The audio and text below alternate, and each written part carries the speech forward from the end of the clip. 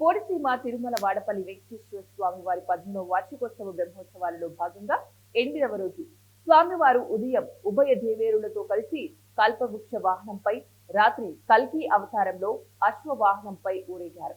ఉదయం విశ్వక్సేన పూజ, పుణ్యహావచనము, పంచామృత మండపాధారణ జరిపించారు. అనంతరం శోభాయాత్రగా గోదావరి నది జల సంగ్రహణ జరిపించి మహాస్నాపనము, లక్ష కుంకుమార్చన నిర్వహించారు.